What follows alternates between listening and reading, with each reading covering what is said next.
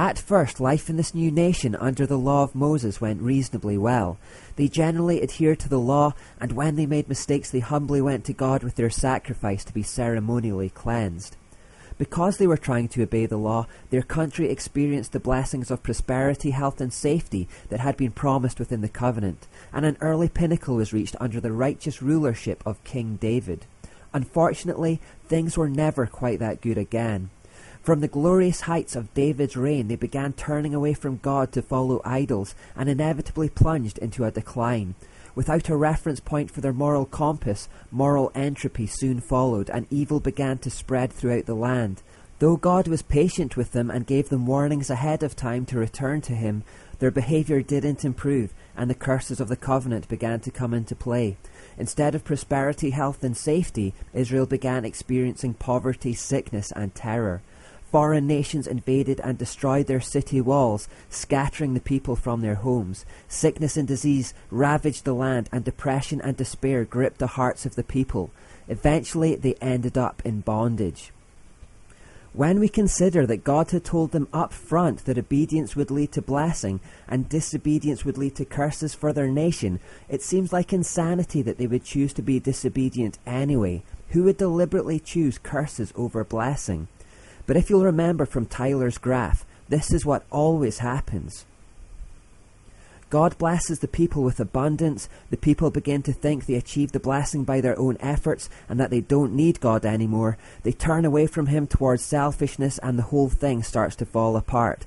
Poverty, sickness and terror, and eventually bondage inevitably follows.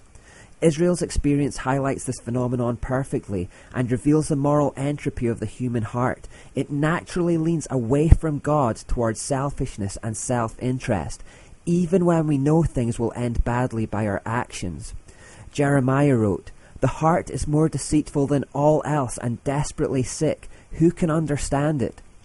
You see, we have an innate sickness in the core of our being that means we sometimes don't even understand our own behavior. Who can understand why a married man gives up his wife and family for one selfish night of adultery?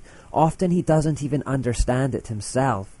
Paul explains this frustrating phenomenon when he says, "I want to do what is right, but I can't. I want to do what is good, but I don't. I don't want to do what is wrong, but I do it anyway. But if I do what I don't want to do, I am not really the one doing wrong. It is sin living in me that does it." We have a disease of sin living within us that inclines us towards selfishness and moral entropy. Even when we know the difference between right and wrong and we desperately want to do the right thing all the time, we find we can't. We have a terminal sickness in our hearts. This terminal sickness means that the law of Moses was, in truth, always going to be abandoned. It was completely inevitable that Israel would turn away from it and God towards self-interest. And this is the problem with any law. While it can show people the difference between good and evil, it has no power to stop people from loving evil. In other words, the law can reveal to people what a midday sky looks like, but it can't stop them from preferring to live in darkness. It can show them what a good apple looks like, but it can't stop them from loving their own rottenness. It can show them what sin is, but it can't stop them from loving their sin. In the same way that knowing greasy hamburgers are bad for us doesn't stop us loving greasy hamburgers, and knowing Brussels sprouts are good for us doesn't make us love Brussels sprouts. In other words, law does not impart righteousness. We don't automatically love good and hate evil, even when we know the difference. What really needs to be fixed is the heart of a person, the part that chooses. Something has to change in the core of an individual so that they not only know the difference between right and wrong, but they want to choose to do the right thing. The people of Israel had been told what absolute goodness was through the law of Moses. They had no excuse on that front, but they still had no inclination in their hearts to go after it because they had this heart sickness that inevitably leads to selfish moral entropy. Deep down, they didn't crave God or his righteousness. God describes their problem saying, "Your injury is incurable, a terrible wound. There is no one to plead your cause or to bind up your injury. No medicine can heal you." They were in a bit of a hopeless situation. Without internal renovation, without new hearts, they were doomed to eternally keep breaking God's laws, becoming slaves to self in the process, and ultimately bringing themselves and their country to ruin, bondage, and death. Life under the law of Moses was not going well.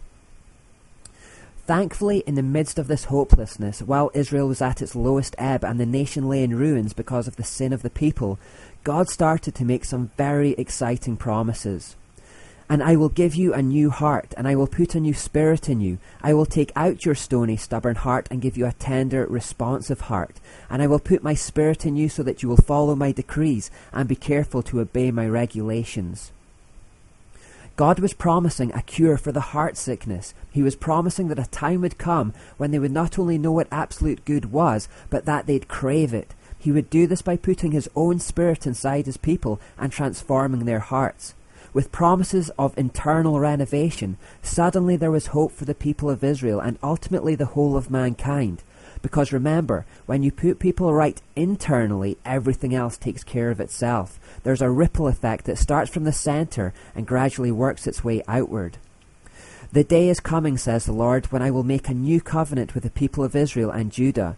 This covenant will not be like the one I made with their ancestors when I took them by the hand and brought them out of the land of Egypt.